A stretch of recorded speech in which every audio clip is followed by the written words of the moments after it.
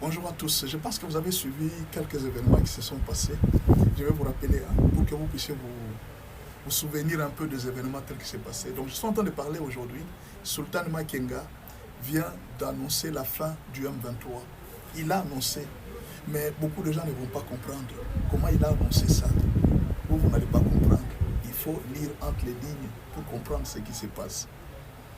Tout commence avec les accords d'abord de Washington le 4 décembre. Le Rwanda a décidé, il dit non, moi plus question d'attaquer en RDC, c'est fini. Curieusement, les Américains, juste quand on a signé les accords, les Américains ont mis des satellites. Ils ont observé tous les mouvements. Ils ont vu comment est-ce que le Rwanda était en train d'envoyer des troupes. Après les accords du 4 décembre, les Américains ont vu. Et quelques temps après, ils ont dit à Kagame, retire tes soldats. Tu n'es pas sincère. Nous t'avons observé, nous t'avons vu, tu dois retirer tes soldats. Directement le lendemain, les M23 signalent que nous retirons d'Ouvira.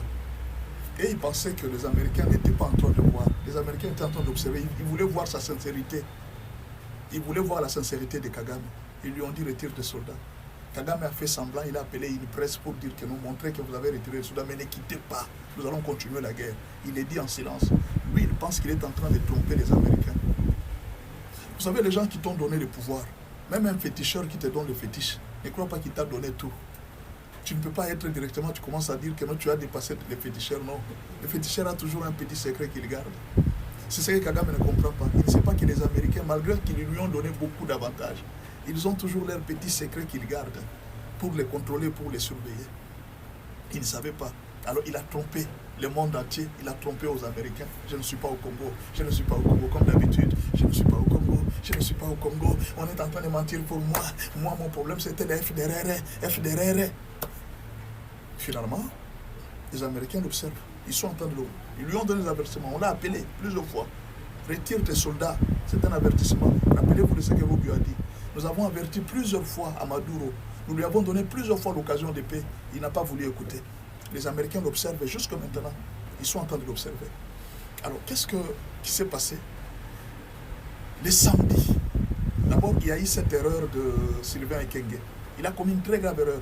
Sylvain Ekenge a voulu relancer Kagame en disant les problèmes de Tutsi et de tout ça. Comme c'est lui. Au fait, ce n'est pas qu'il a menti. Il a dit la vérité, mais c'est une vérité qui doit être dit par nous, hein, nous de l'armée numérique. C'est là, nous, il devait nous laisser, nous, la guerre. Il devait laisser ça dans Nono, à Chancela Tchala, à Blaise Mukenge. Ce sont des gens qui peuvent parler de ça. Pas lui, le général. Non. C'est un officiel, il ne peut pas dire ça. C'est pas qu'il a menti, non. Il a dit des vérités. Mais c'est un officiel, il ne pouvait pas dire ça. Alors, qu'est-ce qui s'est passé? Quand Sylvain Ekenge a dit, le Rwanda a voulu réveiller cette histoire. Voilà, qu'est-ce qu'on disait? Et tout ça, il a voulu présenter ça comme un argument pour se sauver de la situation. Directement, Azuka, il a ramassé. Merci beaucoup, mon général Azuka. Tous les chapeaux. Ce que vous avez fait, c'est ça la communication des guerres. C'est ça la stratégie des guerres. C'est ça qu'on attend. Il ne faut pas faire du sentiment à la guerre. La guerre, c'est... Hein? Azuka a présenté des éléments de preuve. Voici autant de Rwandais qui étaient sous la guerre. Voilà autant. Le preuve, Kagame a dit qu'il était en train de chercher les FDLR. Mais il se retrouve à Ouvira, très loin de la frontière, où même ne se trouvent pas les FDLR. C'est là qu'on a ramassé ces soldats. Le monde a découvert encore, il y a un autre mensonge. On a fait chuter Kagame, encore trop bas. L'argument qu'il voulait présenter, il n'y en a plus. Bien sûr, Olivier Ndoumbouiri a nié, comme d'habitude, mais en niant aussi, ils sont en train de se chercher des problèmes au Rwanda. Plus ils nient, parce que les photos qu'on a présentées, mais tout le monde connaît ces soldats rwandais. Au Rwanda, tout le monde connaît tous ces visages-là, on les connaît. Chacun connaît son frère, chacun connaît son mari, chacun connaît son enfant. On connaît. Mais toi, tu vas venir à la télévision rwandaise, tu dis que non, c'est faux. On n'a jamais envoyé de soldats en RDC. Mais on les a trouvés où? Vos soldats, on les a enlevés où? Vous n'avez jamais dit. Parce que quand un soldat est perdu, il doit y avoir un communiqué à l'État pour dire que non, la RDC, on a enlevé des soldats, on ne sait pas où est-ce que... Vous n'avez jamais déclaré l'enlèvement des soldats. Maintenant, où étaient ces soldats? Vous allez tromper votre peuple maintenant?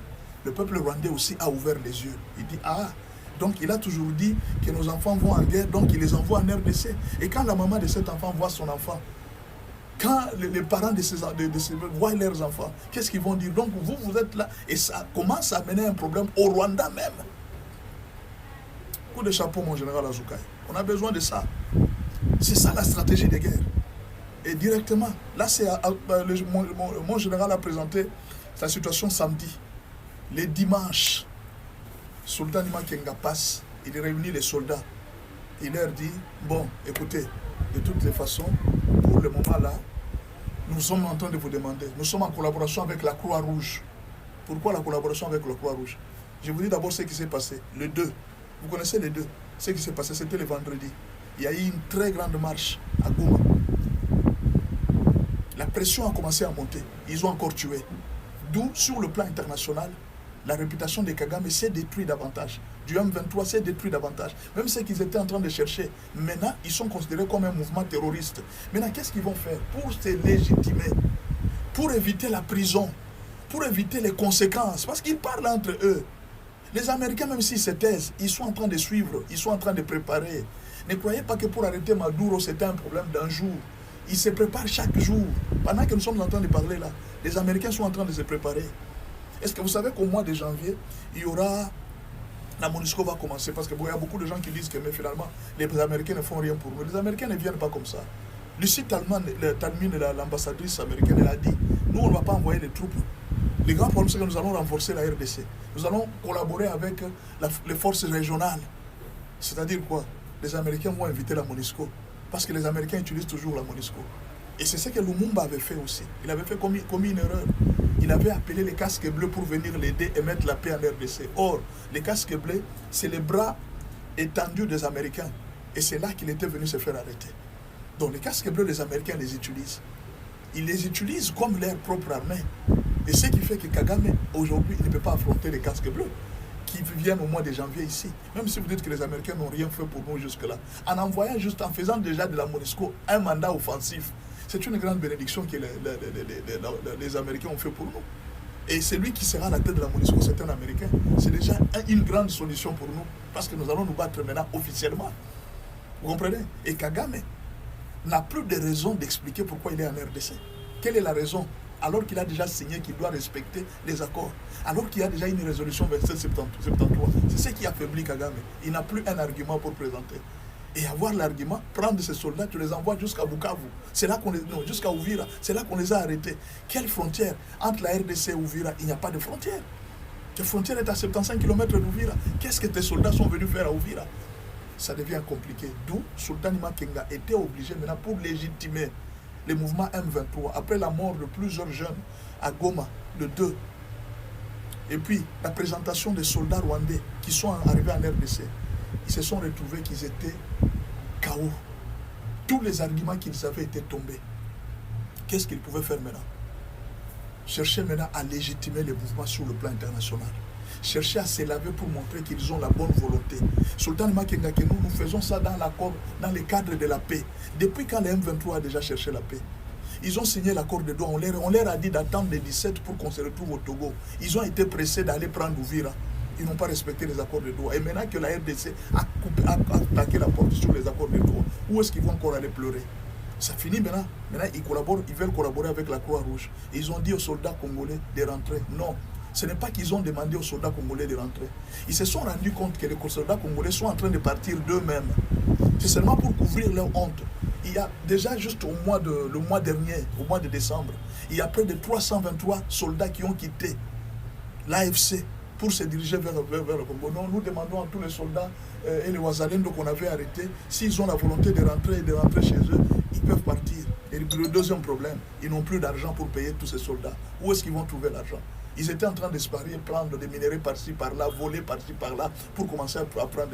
Les gens qui financent la guerre, ils se sont rendus compte que non. Déjà après l'arrestation de Maduro, ça devient très compliqué avec les Américains. Parce que Trump a donné un avertissement, même aux Européens, pour dire que non, moi je ne pardonne pas. Je frappe.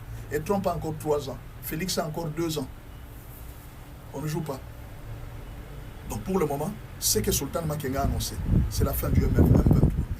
Il a annoncé la fin. Parce que, imaginez, vous dites que vous allez conquérir des terrains et vous dites en même temps à tous les soldats de partir. Même les soldats rwandais qui sont au M23 risquent de partir et de fuir. Parce qu'il y a un mauvais traitement de ces soldats. Toi, tu donnes l'autorisation à tous ces soldats de partir, qu'ils ne craignent pas, ils peuvent partir. Quel soldat va rester avec ces mauvais traitements? C'est la fin du M23. Si vous rêvez,